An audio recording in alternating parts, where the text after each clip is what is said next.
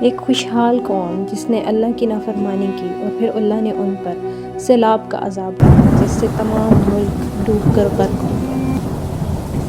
یہ کون سا ملک تھا اور اس پر کیا عذاب آیا تھا، اس کا ذکر قرآن میں ملتا ہے۔ یہ ہے قوم سبا کی کہانی۔ یہ قوم جنوبی یمن میں واقع تھی۔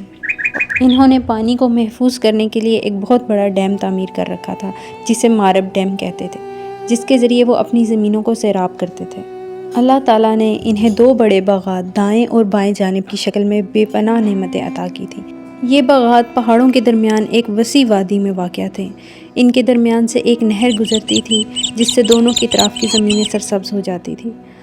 باغات اتنے گھنے اور پھلوں سے لدے ہوئے تھے کہ اگر کوئی شخص خالی ٹوکری رکھ کر وہاں سے گزرتا تو درختوں سے گرنے والے پکے ہوئے پھلوں سے وہ ٹوکری خود بخود بھر جاتی۔ وہاں کی فضا اتنی پاکیزہ اور معتدل تھی کہ کہا جاتا ہے کہ وہاں مچھر اور مکھیاں اور دیگر موتی جانور نہیں پائے جاتے تھے۔ ان باغات کی شادابی کا اصل راز مارب ڈیم تھا، جس کے ذریعے بارش کا پانی محفوظ کر کے پورے سال منظم طریقے سے آب پاشی کی جاتی تھی۔ اس شہر میں امیری اور سونے کی ریل پیل تھی۔ یہاں پہ بارش متواتر ہوتی تھی اور اچھے نظام کے ساتھ ہوتی تھی، جس سے ان کی کھیتی باڑی میں بہت اضافہ ہوتا تھا۔ مورخین لکھتے ہیں کہ یہ باغ اتنا اچھا اور گھنا تھا کہ یہاں سے اگر کوئی کسی کا گزر ہوتا تو وہ بغیر کوئی پھل کھائے یہاں سے نہ جاتا، یعنی کہ تمام مسافر جو یہاں سے گزرتے تھے خوب سیراب ہو جاتے تھے۔ اس سلطنت کی حکومت ایک ملکہ کے ہاتھ میں تھی جس کا نام ملکہ بلقیس تھا۔ یہ وہ عظیم ملکہ تھی جس کے پاس سونے کا تخت تھا، لیکن وہ ایک ایسی چیز کی عبادت کرتی تھی جو روز نکلتا اور غروب ہو جاتا تھا۔ جی ہاں، یہ قوم اللہ کی بجائے سورج کو پوجتی تھی۔ پھر جب ہدہد حضرت سلیمان علیہ السلام کے دربار میں حاضر ہوا اور اس نے ملکہ بلقیس کے متعلق بتایا تو پھر آپ علیہ السلام نے ملکہ بلقیس کو دعوت اسلام کے لیے ایک خط لکھا اور ہدہد کے ہاتھ روانہ کیا۔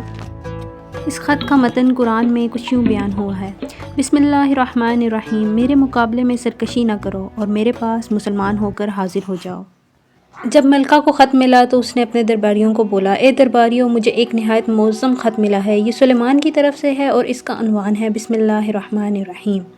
ملکہ بہت عقل مند تھی، اس نے سوچا کہ اگر یہ سبق صرف کسی بادشاہ کی طرف سے ہے تو وہ تحفوں سے خوش ہو جائے گا۔ اس نے قیمتی ہیرو جواہرات بھیجے تاکہ حضرت سلیمان علیہ السلام خوش ہو جائیں، مگر جب یہ تحفے حضرت سلیمان علیہ السلام کے پاس پہنچے تو حضرت سلیمان علیہ السلام نے فرمایا: کیا تم مال سے میری مدد کرنا چاہتے ہو؟ جو اللہ نے مجھے دیا ہے اور وہ تمہارے دیے ہوئے سے کہیں زیادہ بہتر ہے۔ انہوں نے صاف کہہ دیا کہ اگر وہ لوگ ایمان نہ لائے تو وہ ایک عظیم لشکر کے ساتھ آئیں گے۔ یہ دیکھ کے ملکہ بلقیس نے فیصلہ کیا کہ وہ خود حضرت سلیمان سے ملنے جائیں گی، اور جب وہ حضرت سلیمان علیہ السلام سے ملنے کے لیے پہنچی، جب ملکہ بلقیس وہاں پہنچی تو حضرت سلیمان علیہ السلام کا محل اور جاہ و جلال دیکھ کر بہت زیادہ متاثر ہوئیں۔ جب وہاں پہنچی تو انہیں ایک ایسے محل میں لایا گیا جس کا فرش شیشے کا تھا مگر نیچے پانی بہتا نظر آتا تھا۔ وہ پانی کا خیال کر کے اپنے کپڑے اٹھا کر چلنے لگی۔ یہ منظر دیکھ کر انہیں احساس ہوا کہ حضرت سلیمان علیہ السلام کی شان و شوکت کوئی معمولی بادشاہی نہیں بلکہ اللہ کی دی ہوئی نعمت ہے۔ انہوں نے اسی وقت اپنے پرانے عقیدوں سے توبہ کی اور پوری ایمانداری کے ساتھ اسلام قبول کیا اور بولی: اے میرے رب، میں نے اپنی جان پر ظلم کیا اور اب میں سلیمان علیہ السلام کے ساتھ اللہ رب العالمین پر ایمان لاتی ہوں اور کلمہ پڑھتی ہوں۔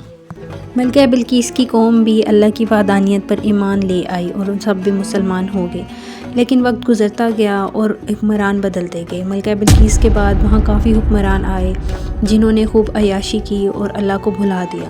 پھر ان کی قوم بھی دوبارہ سرکشی میں ڈوب گئی۔ وہ اپنی مال و دولت پر فخر کرنے لگے اور بتانے لگے سب کو کہ یہ ہمارا کمایا ہوا ہے۔ اللہ نے ان کی طرف بہت سے پیغمبر بھیجے جو ان کی اصلاح کرتے تھے، لیکن وہ ان کی بات نہ صرف سنتے تھے اور نہ ہی ان پر عمل کرتے تھے۔ انہوں نے اللہ کے بھیجے ہوئے نبیوں کو جھٹلایا اور نعمتوں کا کفران کیا، بس ان پر بہت سخت عذاب آ گیا، وہ بھی چوہوں کی شکل میں۔ روایتوں میں ذکر ہے کہ یہ عام چوہے نہیں تھے بلکہ اللہ تعالیٰ کی طرف سے بھیجے گئے خاص چوہے تھے۔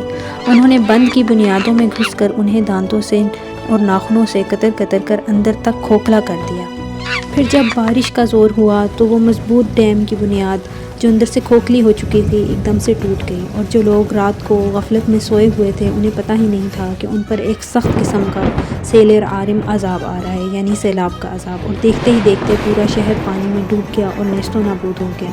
وہ شہر جو بلند و بالا عمارتوں پہ قائم تھا ایک ملبے کا ڈھیر بن گیا، اور تمام کا تمام شہر غرق ہو گیا اور پانی میں ڈوب گیا، پانی میں ڈوب کر مر گیا۔ وہ مدد کے لیے اس وقت پکارے، لیکن اس وقت ان کے لیے سننے والا کوئی نہیں تھا۔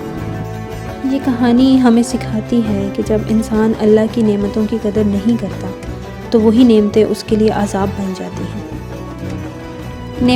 نعمتوں پر شکر ادا کرنے سے وہ بڑھتی ہیں، اور ناشکری کرنے سے وہ عذاب میں بدل جاتی ہیں۔ قوم کی سرکشی کی ایک عجیب مثال یہ بھی تھی کہ وہ اپنے پرسکون سفروں اور آسانیوں سے اکتا گئے تھے۔ انہوں نے دعا کی کہ ہمارے سفروں کے درمیان فاصلہ بڑھا دے، یعنی انہوں نے خوشحالی کی بجائے مشقت مانگی۔ انسان کو اللہ کی دی ہوئی آسانیوں کی قدر کرنی چاہیے اور کبھی بھی خود کو مشکل میں ڈالنے کی تمنا نہیں کرنی چاہیے۔ اللہ ہم سب کو ہدایت کے راستے پر چلائے اور ہم سے راضی رہے، آمین۔